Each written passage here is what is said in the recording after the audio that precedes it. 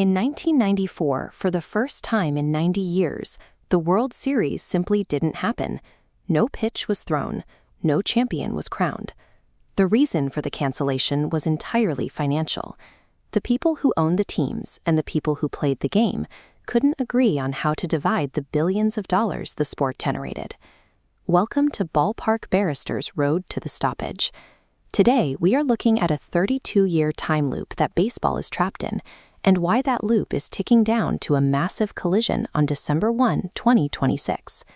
To understand why this collision is coming, we have to look at something called a collective bargaining agreement, or CBA. Think of this document as the absolute law of the workplace. It dictates exactly how much players get paid, how long they work, and all the strict business rules that keep the sport functioning. But this rulebook comes with an expiration date. Every few years, the owners and the players have to sit down together and write a brand new one from scratch. When that clock strikes zero on the old agreement and a new one isn't signed, the entire multi-billion-dollar machine of professional baseball instantly shuts down. The players and owners first tested this system in the 1970s and 80s. The players walked out on strike, stayed united, and proved they would not back down. The owners quickly realized the players' union was a genuine threat.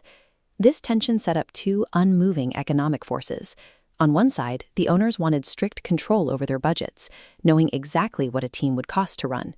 On the other side, players wanted a completely open market where teams bid for their services, allowing players to earn their highest possible value. By 1994, the owners drew a hard line in the sand. They demanded a salary cap, a strict ceiling on team spending. No matter how much money a team makes, they are legally barred from spending past that limit. The players refused to even discuss it. Agreeing would cap their individual earnings and permanently tilt the sport's finances in the owner's favor. That standoff led to an immediate walkout. The players went on strike for months. The rest of the season vanished, and angry fans took to empty stadiums to protest the people running the sport. Neither side budged. Rather than find a compromise on the math, they burned the entire season down to the ground. Behind the scenes, the owners had been preparing for this exact fight. They had even withheld vital financial information from the players' union. Federal labor officials stepped in, ruling that you cannot negotiate fairly if one side hides the math from the other. The chaos finally reached a federal courtroom, landing on the desk of a judge named Sonia Sotomayor. She issued a specific legal order called an injunction. Think of an injunction as a giant legal reset button. It forced both the owners and the players to go back to work under the old rules while they continued arguing at the negotiating table. The strike ended, but not with an agreement. After 2 years of fighting, the owners eventually dropped their demand for a salary cap. They didn't do this because they changed their strategy. They did it because they had completely run out of leverage and public sympathy. The judge's order saved the immediate future of the game and put players back on the field. But the core math problem, the owners wanting to cap spending against the players wanting an open market, was left entirely unsolved. And that leads us to every single negotiation since 1996. Every time that workplace rulebook has expired, the two sides have just been fighting the exact same battle from 1994 all over again. Over the decades, they've introduced complex rules with names like luxury taxes and bonus pools.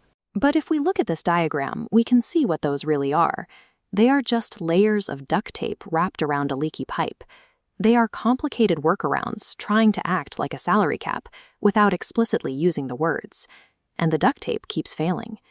Just recently, in 2021, the system broke down into a bitter 99-day lockout where neither side got what they really wanted. Which brings us to today. The current rulebook expires on December 1st, 2026, and the stakes are massive. The owners are back at the table, explicitly asking for a salary cap, and the players are, once again, refusing to discuss it. 32 years later, the dollar amounts have grown, but the exact same argument remains.